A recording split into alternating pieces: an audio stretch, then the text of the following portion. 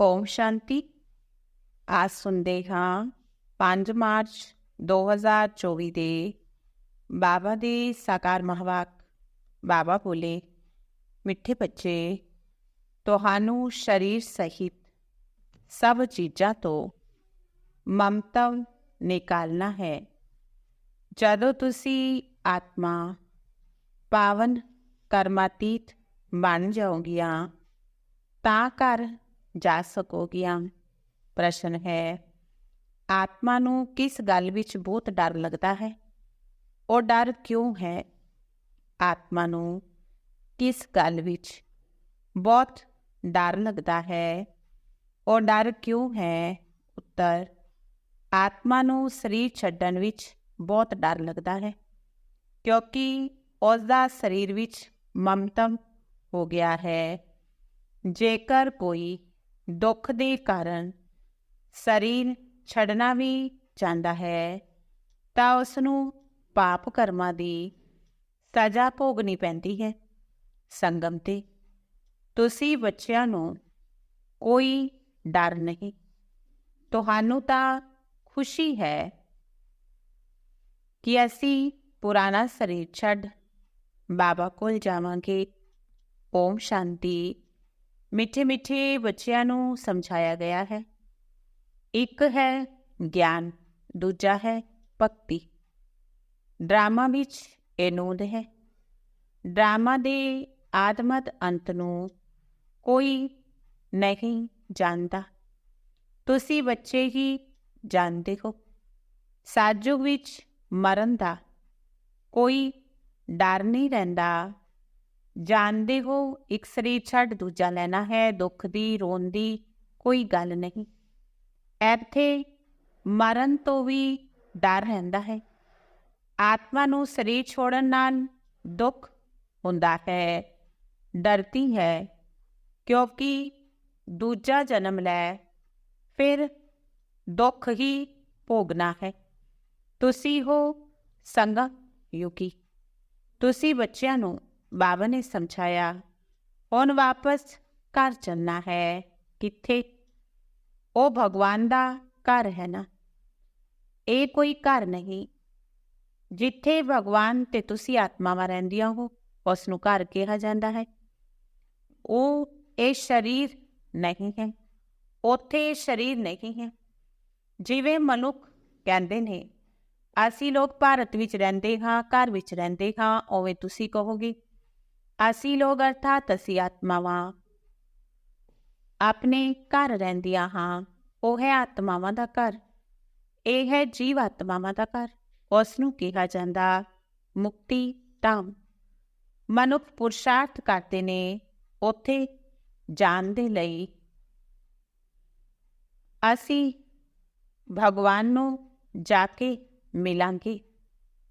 ਭਗਵਾਨ ਨੂੰ ਮਿਲਣ ਦੇ ਲਈ ਬੜੀ ਖੁਸ਼ੀ ਹੋਣੀ ਚਾਹੀਦੀ ਹੈ ਨਾ। ਇਹ ਜੋ ਆਤਮਾ ਦਾ ਸਰੀਰ ਹੈ ਇਸ ਵਿੱਚ ਇਸ ਦਾ ਮੋਹ ਪੈ ਗਿਆ ਹੈ, ਇਸ ਲਈ ਥੋੜ੍ਹੀ ਵੀ ਬਿਮਾਰੀ ਆਦਿ ਹੁੰਦੀ ਹੈ, ਡਰ ਲੱਗਦਾ ਹੈ ਕਿਤੇ ਸਰੀਰ ਛੁੱਟ ਨਾ ਜਾਵੇ। ਅਗਿਆਨ ਕਾਲ ਵਿੱਚ ਵੀ ਡਰ ਰਹਿੰਦਾ ਹੈ। ਹੁਣ ਇਹ ਸੰਗਮ ਯੁੱਗ ਹੈ, ਤੁਸੀਂ ਜਾਣਦੇ ਹੋ। ਅਸੀਂ ਜਾਣਾ ਹੈ ਬਾਬਾ ਦੇ ਕੋਲ ਵਾਪਿਸ ਘਰ। ਡਰ ਦੀ ਕੋਈ ਗੱਲ ਨਹੀਂ ਹੈ। ਬਾਬਾ ਨੇ ਕਿੰਨੀ ਸੁੰਦਰ ਯੁਕਤੀ ਦੱਸੀ ਹੈ, ਪਤਿਤ ਆਤਮਾਵਾਂ ਮੇਰੇ ਕੋਲ ਮੁਕਤੀ ਧਾਮ ਆ ਨਾ ਸਕਣ। ਉਹ ਹੈ ਪਵਿੱਤਰ ਆਤਮਾਵਾਂ ਦਾ ਘਰ, ਇਹ ਹੈ ਮਨੁੱਖਾਂ ਦਾ ਘਰ। ਇਹ ਸਰੀਰ ਬਣਦਾ ਹੈ 5 ਤੱਤਾਂ ਨਾਲ। 5 ਤੱਤ ਇੱਥੇ ਰਹਿਣ ਦੇ ਲਈ ਖਿੱਚਦੇ ਨੇ, ਆਕਾਸ਼, ਜਲ, ਵਾਯੂ, ਅਗਨੀ। ਮੂਲ ਵਤਨ ਵਿੱਚ ਕੋਈ ਤੱਤ ਨਹੀਂ। ਇਹ ਵਿਚਾਰ ਸਾਗਰ ਮੰਥਨ ਕਰਨ ਦੀਆਂ ਯੁਕਤੀਆਂ ਨੇ। ਆਤਮਾ ਨੇ ਪ੍ਰੋਪਰਟੀ ਲਈ ਹੋਈ ਹੈ, ਇਸ ਲਈ ਸਰੀਰ ਨਾਲ ਮਮਤਵ ਹੋ ਗਿਆ ਹੈ। ਨਹੀਂ ਤਾਂ ਅਸੀਂ ਆਤਮਾਵਾਂ ਉੱਥੋਂ ਦੀਆਂ ਰਹਿਣ ਵਾਲੀਆਂ ਹਾਂ। ਫਿਰ ਪੁਰਸ਼ਾਰਥ ਕਰਦੇ ਹਾਂ ਉੱਥੇ ਜਾਣ ਦੇ ਲਈ। ਜਦੋਂ ਤੁਸੀਂ ਆਤਮਾ ਪਵਿੱਤਰ ਬਣ ਜਾਂਦੀਆਂ ਹੋ ਫਿਰ ਤੁਹਾਨੂੰ ਬਹੁਤ ਸੁੱਖ ਮਿਲਦਾ ਹੈ, ਦੁੱਖ ਦੀ ਕੋਈ ਗੱਲ ਨਹੀਂ। ਇਸ ਸਮੇਂ ਹੈ ਦੁੱਖ ਧਾਮ। ਇਹ 5 ਤੱਤਵ ਵੀ ਖਿੱਚਦੇ ਨੇ। ਉੱਪਰ ਤੋਂ ਹੇਠਾਂ ਆ ਕੇ ਪਾਠ ਵਜਾਉਣ ਦੇ ਲਈ ਪ੍ਰਕਿਰਤੀ ਦਾ ਆਧਾਰ ਲੈਣਾ ਪੈਂਦਾ ਹੈ, ਨਹੀਂ ਤਾਂ ਇਹ ਖੇਡ ਚੱਲ ਨਾ ਸਕੇ। ਇਹ ਖੇਡ ਦੁੱਖ ਸੁੱਖ ਦਾ ਬਣਿਆ ਹੋਇਆ ਹੈ। ਜਦੋਂ ਤੁਸੀਂ ਸੁੱਖ ਵਿੱਚ ਹੋ ਤਾਂ ਪੰਜ ਤੱਤਵਾਂ ਨਾਲ ਸਰੀਰ ਦਾ ਕੋਈ ਮੋਹ ਨਹੀਂ ਰਹਿੰਦਾ।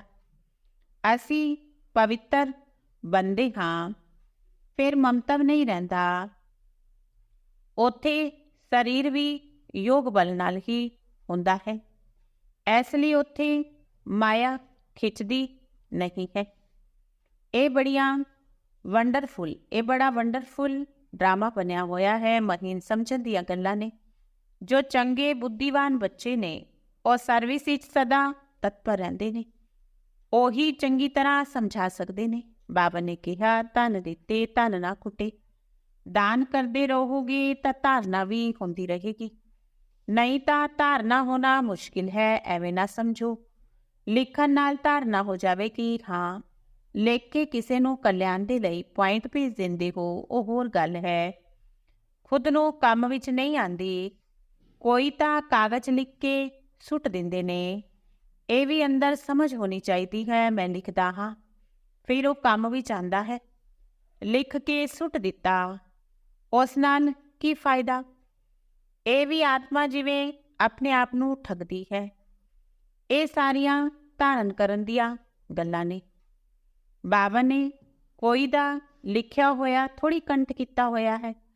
ਬਾਬਾ ਤਾਂ ਰੋਜ਼ ਸਮਝਾਉਂਦੇ ਰਹਿੰਦੇ ਨੇ।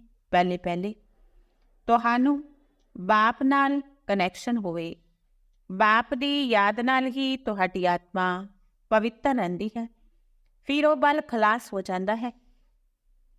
ਪੰਜ ਤੱਤਾਂ ਦਾ ਬਲ ਆਤਮਾ ਨੂੰ ਖਿੱਚਦਾ ਹੈ।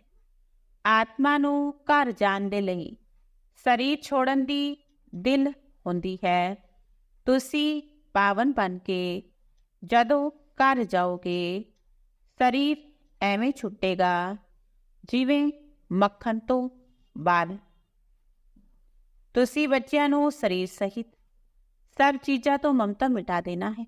ਅਸੀਂ ਆਤਮਾਵਾਂ ਬਿਗੜ ਸਰੀਰ ਆਈਆਂ ਸੀ, ਪਿਓਰ ਸੀ। ਇਸ ਦੁਨੀਆ ਨਾਲ ਮਮਤਮ ਨਹੀਂ ਸੀ।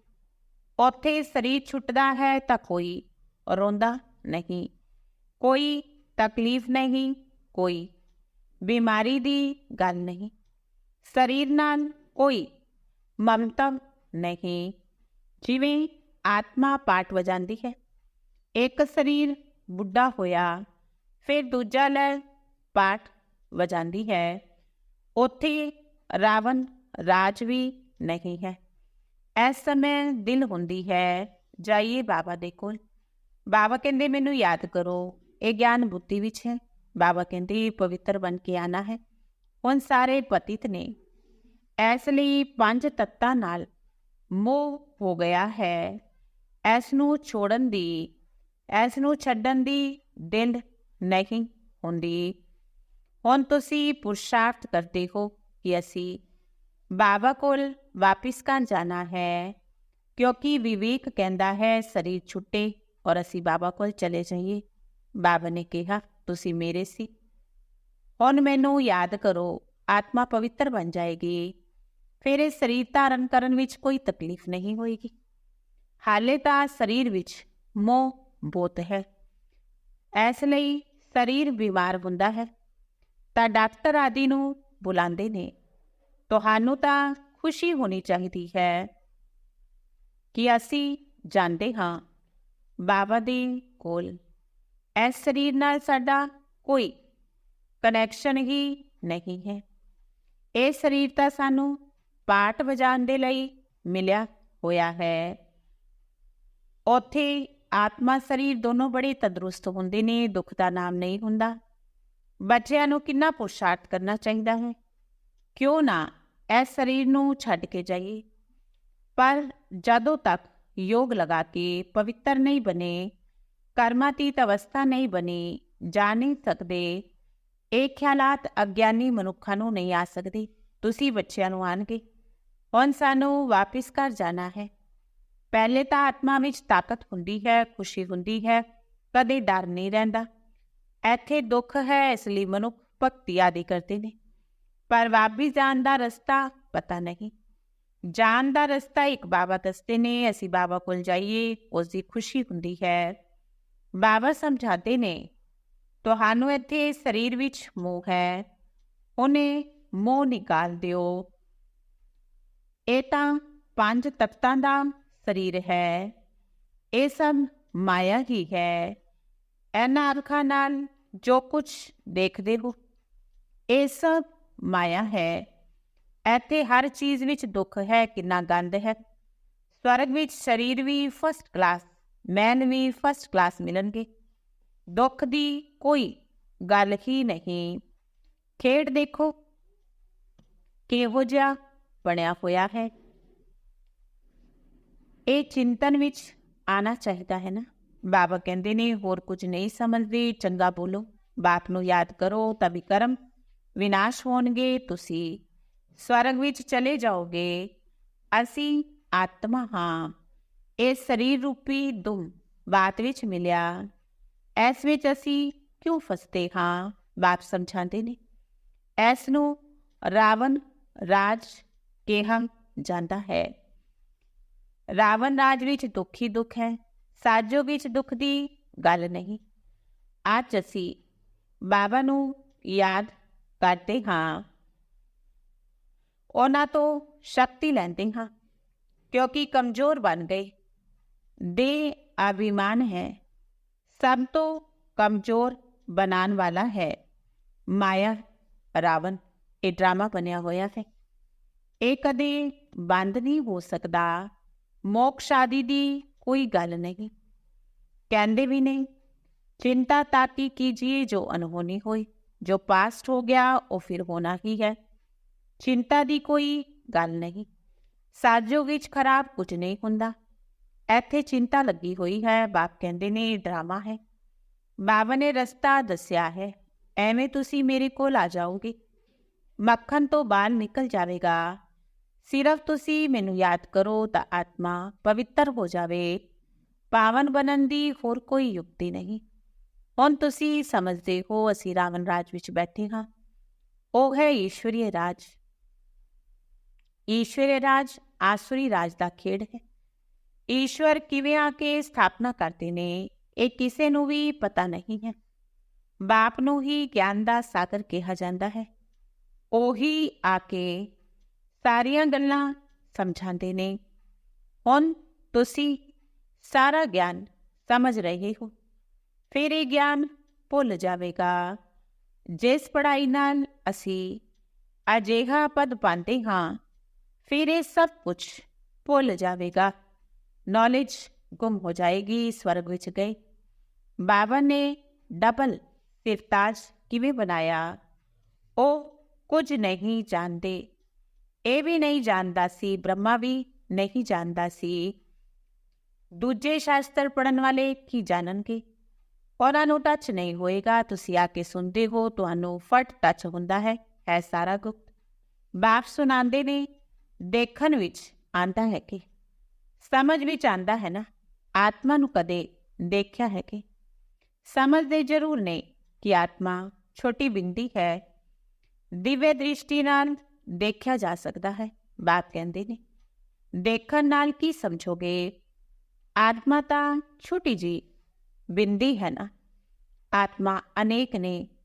10-20 ਦਾ ਵੀ ਸਾਖਸ਼ਾਤਕਾਰ ਕਰੋਗੇ, ਇੱਕ ਦਾ ਵੀ ਪਤਾ ਨਹੀਂ ਲੱਗੇਗਾ। ਬਹੁਤਿਆਂ ਨੂੰ ਸਾਖਸ਼ਾਤਕਾਰ ਹੁੰਦਾ ਹੈ, ਪਤਾ ਕਿਵੇਂ ਲੱਗੇ ਆਤਮਾ ਹੈ ਜਾਂ ਪਰਮਾਤਮਾ, ਫਰਕ ਦਾ ਪਤਾ ਨਹੀਂ ਲੱਗਦਾ। ਬੈਠੇ ਬੈਠੇ ਛੋਟੀ ਛੋਟੀ ਆਤਮਾ ਦੇਖਣੇ ਜਾਂਦੀਆਂ ਨੇ, ਇਹ ਥੋੜੀ ਪਤਾ ਲੱਗਦਾ ਹੈ ਕਿ ਆਤਮਾ ਹੈ ਜਾਂ ਪਰਮਾਤਮਾ। ਹੁਣ ਤੁਸੀਂ ਜਾਣਦੇ ਹੋ ਇੰਨੀ ਛੋਟੀ ਜੀ ਆਤਮਾ ਵਿੱਚ ਤਾਕਤ ਕਿੰਨੀ ਹੈ। ਆਤਮਾ ਤਾਂ ਮਾਲਿਕ ਹੈ, ਇੱਕ ਸਰੀਰ ਛੱਡ ਦੂਜੇ ਵਿੱਚ ਪ੍ਰਵੇਸ਼ ਕਰਦੀ ਹੈ। ਪਾਠ ਵਜਾਉਣ ਦੇ ਲਈ ਕਿੰਨੀ ਕੁਦਰਤ ਹੈ। ਸਰੀਰ ਬਿਮਾਰ ਹੋ ਜਾਂਦਾ ਜਾਂ ਕੋਈ ਦੀਵਾਲਾ ਨਿਕਾਲਦੇ ਸਮਝਦੇ ਨੇ, ਇਸ ਨਾਲ ਸਰੀਰ ਛੱਡ ਦਈਏ, ਆਤਮਾ ਨਿਕਲ ਜਾਏਗੀ, ਦੁੱਖ ਤੋਂ ਛੁੱਟ ਜਾਏਗੀ। ਪਰ ਪਾਪਾਂ ਦਾ ਬੋਝਾ ਜੋ ਸਿਰ ਤੇ ਹੈ ਉਹ ਕਿਵੇਂ ਛੁੱਟੇਗਾ। ਤੁਸੀਂ ਪੁਰਸ਼ਾਰਥ ਕਰਦੇ ਹੋ, ਯਾਦ ਨਾਲ ਪਾਪ ਵਿਨਮਸ਼ ਹੋ ਜਾਣ।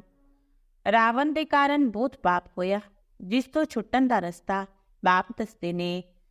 ਸਿਰਫ ਕਹਿੰਦੇ ਨੇ ਮੈਨੂੰ ਯਾਦ ਕਰਦੇ ਰਹੋ। ਯਾਦ ਕਰਦੇ ਕਰਦੇ ਸਰੀਰ ਵੀ ਛੁੱਟ ਜਾਏ, ਤੁਹਾਡੇ ਪਾਪ ਸਭ ਖਤਮ ਹੋ ਜਾਣਗੇ। ਯਾਦ ਕਰਨਾ ਵੀ ਕੋਈ ਮਾਸੀ ਦਾ ਘਰ ਨਹੀਂ ਹੈ। ਮੈਨੂੰ ਯਾਦ ਕਰਨ ਦੇ ਲਈ ਮਾਇਆ ਤੁਹਾਨੂੰ ਬਹੁਤ ਹੈਰਾਨ ਕਰਦੀ ਹੈ, ਘੜੀ ਘੜੀ ਭੁਲਾ ਦਿੰਦੀ ਹੈ। ਬਾਬਾ ਅਨੁਭਵ ਵੀ ਸੁਣਾਉਂਦੇ ਨੇ, ਮੈਂ ਬੜਾ ਕੋਸ਼ਿਸ਼ ਕਰਦਾ ਹਾਂ, ਫਿਰ ਵੀ ਮਾਇਆ ਅਟਕ ਪਾਉਂਦੀ ਹੈ ਵੀ ਦੋਨੋਂ ਨਾਲ ਨਾਲ ਇਕੱਠੇ ਹੁੰਦੇ ਵੀ ਘੜੀ ਘੜੀ ਭੁੱਲ ਜਾਂਦਾ ਹਾਂ। ਬੜਾ ਕਠਿਨ ਹੈ, ਬੜਾ ਮੁਸ਼ਕਿਲ ਹੈ। ਘੜੀ ਘੜੀ ਇਹ ਯਾਦ ਪਿਆ, ਫਲਾਣਾ ਯਾਦ ਪਿਆ। ਤੁਸੀਂ ਤਾਂ ਬਹੁਤ ਚੰਗਾ ਪੁਰਸ਼ਾਰਥ ਕਰਦੇ ਹੋ। ਕੋਈ ਤਾਂ ਗਪੋੜੇ ਵੀ ਮਾਰਦੇ ਨੇ, 10-15 ਦਿਨ ਚਾਰਟ ਲਿਖ ਕੇ ਛੱਡ ਦਿੰਦੇ ਨੇ। ਇਸ ਵਿੱਚ ਬੜੀ ਖਬਰਦਾਰੀ ਰੱਖਣੀ ਪੈਂਦੀ ਹੈ। ਸਮਝਦੇ ਹੋ ਜਦੋਂ ਪਿਓਰ ਹੋ ਜਾਵਾਂਗੇ, ਕਰਮਾਤੀਤ ਅਵਸਥਾ ਨੂੰ ਪਹੁੰਚਾਂਗੇ ਤਾਂ ਵਿਨ ਕਰਾਂਗੇ, ਜਿੱਤ ਪ੍ਰਾਪਤ ਕਰਾਂਗੇ। ਇਹ ਈਸ਼ਵਰੀ ਲਾਟਰੀ ਹੈ ਨਾ। ਬਾਬਾ ਨੂੰ ਯਾਦ ਕਰਨਾ, ਇਹ ਹੈ ਯਾਦ ਦੀ ਡੋਰੀ। ਬੁੱਧੀ ਨਾਲ ਸਮਝਣ ਦੀ ਗੱਲ ਹੈ। ਭਲੇ ਕਹਿੰਦੇ ਅਸੀਂ ਬਾਬਾ ਨੂੰ ਯਾਦ ਕਰਦੇ ਰਹਿੰਦੇ ਹਾਂ, ਪਰ ਬਾਬਾ ਕਹਿੰਦੇ ਯਾਦ ਕਰਨਾ ਆਂਦਾ ਨਹੀਂ ਹੈ। ਪਦਵੀ ਵਿੱਚ ਫਰਕ ਤਾਂ ਪੈਂਦਾ ਹੈ ਨਾ। ਕਿਵੇਂ ਰਾਜਾਈ ਸਥਾਪਨ ਹੋਈ? ਤੁਸੀਂ ਅਨੇਕ ਵਾਰ ਰਾਜਾਈ ਕੀਤੀ, ਫਿਰ ਗਵਾਈ ਹੈ। ਬਾਬਾ ਹਰ 5000 ਵਰੇ ਬਾਅਦ ਪੜ੍ਹਾਉਂਦੇ ਨੇ। ਫਿਰ ਰਾਵਣ ਰਾਜ ਵਿੱਚ ਤੁਸੀਂ ਵਾਮ ਮਾਰਗ ਵਿੱਚ ਚਲੇ ਜਾਂਦੇ ਹੋ। ਜੋ ਦੇਵਤਾ ਸੀ ਉਹ ਵਾਮ ਮਾਰਗ ਵਿੱਚ ਦਿਖਦੇ ਨੇ। ਬਾਬਾ ਬੜੀਆਂ ਗਹਿਰੀਆਂ ਗੱਲਾਂ ਸਮਝਾਉਂਦੇ ਨੇ ਬਾਪ ਨੂੰ ਯਾਦ ਕਰਨ ਦੀਆਂ। ਹੈ ਬੜਾ ਸਹਿਜ। ਸਰੀਰ ਛੱਡ ਬਾਬਾ ਕੋਲ ਚਲੇ ਜਾਈਏ। ਮੈਨੂੰ ਜਾਣੋ ਤਾਂ ਯੋਗ ਬਲ ਨਾਲ ਵਿਕਰਮ ਵਿਨਾਸ਼ ਹੋਣ। ਉਹ ਤਾਂ ਪਿਛਾੜੀ ਵਿੱਚ ਹੀ ਹੋ ਸਕਦਾ ਹੈ, ਪਰ ਵਾਪਿਸ ਕੋਈ ਜਾਂਦਾ ਨਹੀਂ, ਨਾ ਹੀ ਆਂਦਾ। ਭਲੇ ਕੋਈ ਕੁਝ ਵੀ ਕਰੇ, ਯਥਾਰਥ ਯੋਗ ਮੈਂ ਹੀ ਆ ਕੇ ਸਿਖਾਉਂਦਾ ਹਾਂ। ਫਿਰ ਅੱਧਾ ਕਲਪ ਯੋਗ ਬਲ ਚੱਲਦਾ ਹੈ। ਉੱਥੇ ਤਾਂ ਅਥਾ ਸੁਖ ਭੋਗਦੇ ਹੋ। ਭਗਤੀ ਮਾਰਗ ਵਿੱਚ ਮਨੁੱਖ ਕੀ ਕਰਦੇ ਰਹਿੰਦੇ। ਬਾਬਾ ਜਦੋਂ ਆ ਕੇ ਗਿਆਨ ਦਿੰਦੇ ਨੇ, ਫਿਰ ਭਗਤੀ ਨਹੀਂ ਹੁੰਦੀ। ਗਿਆਨ ਨਾਲ ਦਿਨ ਹੋ ਜਾਂਦਾ ਹੈ, ਕੋਈ ਤਕਲੀਫ ਨਹੀਂ। ਭਗਤੀ ਹੈ ਰਾਤ ਧੱਕਾ ਖਾਣ ਦੀ। ਉੱਥੇ ਦੁੱਖ ਦੀ ਕੋਈ ਗੱਲ ਨਹੀਂ। ਇਹ ਸਭ ਗੱਲਾਂ ਜੋ ਇੱਥੋਂ ਦਾ ਹੋਏਗਾ, ਸੈਂਪਲਿੰਗ ਹੋਏਗਾ, ਉਸ ਦੀ ਬੁੱਧੀ ਵਿੱਚ ਹੀ ਬੈਠਣਗੀਆਂ। ਇਹ ਬੜੀਆਂ ਮਹੀਨ ਗੱਲਾਂ ਨੇ। ਵੰਡਰਫੁਲ ਗਿਆਨ ਹੈ ਨਾ, ਜੋ ਸਿਵਾਏ ਬਾਪ ਦੇ ਹੋਰ ਕੋਈ ਸਮਝਾ ਨਹੀਂ ਸਕਦਾ। ਬਹੁਤ ਥੋੜੇ ਸਮਝਣ ਵਾਲੇ ਹੁੰਦੇ ਨੇ। ਡਰਾਮਾ ਵਿੱਚ ਨੂੰਦ ਹੈ, ਪਰ ਇਸ ਵਿੱਚ ਫਰਕ ਨਹੀਂ ਪੈ ਸਕਦਾ। ਮਨੁੱਖ ਤਾਂ ਸਮਝਦੇ ਨੇ ਪਰਮਾਤਮਾ ਕੀ ਨਹੀਂ ਕਰ ਸਕਦਾ, ਪਰ ਭਗਵਾਨ ਆਂਦੇ ਨੇ ਸਿਰਫ ਇੱਕ ਵਾਰ ਆ ਕੇ ਰਸਤਾ ਦੱਸਦੇ ਨੇ। ਹੁਣ ਤੁਸੀਂ ਬੱਚਿਆਂ ਦੀ ਵਿਸ਼ਾਲ ਬੁੱਧੀ ਹੋ ਗਈ ਹੈ। ਇਹ ਦੋਨੋਂ ਇਕੱਠੇ ਨੇ, ਬ੍ਰਹਮਾ ਤੇ ਸ਼ਿਵ ਬਾਬਾ। ਇਹ ਵੀ ਕਿਸੇ ਨੂੰ ਦੇਖੇਗਾ, ਸਮਝੇਗਾ, ਸਮਝਦਾ ਹੈ ਸ਼ਾਂਤੀ ਦਾ ਦਾਨ ਦੇਣਾ ਹੈ। ਸਮਝਣ ਨਾਲ ਪਤਾ ਲੱਗ ਜਾਂਦਾ ਹੈ ਇਹ ਸਾਡੇ ਘਰ ਦਾ ਹੈ ਜਾਂ ਨਹੀਂ। ਸਰਵਿਸੇਬਲ ਬੱਚਿਆਂ ਦਾ ਕੰਮ ਹੈ ਨਬਜ ਦੇਖਣਾ। ਅਗਰ ਸਾਡੇ ਕੁਲ ਦਾ ਹੋਵੇਗਾ ਤਾਂ ਸ਼ਾਂਤ ਹੋ ਜਾਏਗਾ। ਅੱਛਾ, ਮਿੱਠੇ ਮਿੱਠੇ ਸਿੱਕਿਲ ਅਤੇ ਬੱਚਿਆਂ ਪ੍ਰਤੀ ਮਾਤਾ ਪਿਤਾ ਬਾਪ ਦਾਦਾ ਦਾ ਯਾਦ ਪਿਆਰ ਤੇ ਗੁੱਡ ਮਾਰਨਿੰਗ। ਰੂਹਾਨੀ ਬਾਪ ਦੀ ਰੂਹਾਨੀ ਬੱਚਿਆਂ ਨੂੰ ਨਮਸਤੇ। ਰੂਹਾਨੀ ਬੱਚਿਆਂ ਦੀ ਰੂਹਾਨੀ ਬਾਪ ਦਾਦਾ ਨੂੰ ਨਮਸਤੇ ਨਮਸਤੇ ਨਮਸਤੇ ਜੀ। ਧਾਰਨਾ ਦੇ ਲਈ ਮੁੱਖ ਸਾਰ। ਪਹਿਲੀ ਧਾਰਨਾ, ਪਾਵਨ ਬਨ ਬਾਪ ਦੇ ਨਾਲ ਘਰ ਜਾਣ ਦੇ ਲਈ 5 ਤੱਤਾਂ ਦੇ ਪੁਤਲੇ ਤੋਂ ਮਮਤਵ ਨਹੀਂ ਰੱਖਣਾ। ਸਰੀਰ ਛੋੜਨ ਦਾ ਡਰ ਨਿਕਾਲ ਦੇਣਾ ਹੈ। ਦੂਜਾ, ਯਾਦ ਦੀ ਯਾਤਰਾ ਦਾ ਚਾਰਟ ਬੜੀ ਖਬਰਦਾਰੀ ਨਾਲ ਵਧਾਉਂਦੇ ਜਾਣਾ ਹੈ। ਯੋਗ ਬਲ ਨਾਲ ਆਤਮਾ ਨੂੰ ਪਾਵਨ ਬਣਾਏ। ਕਰਮਾਤੀਤ ਬਨ ਈਸ਼ਵਰੀ ਲਾਟਰੀ ਨੂੰ ਵਿਨ ਕਰਨਾ ਹੈ।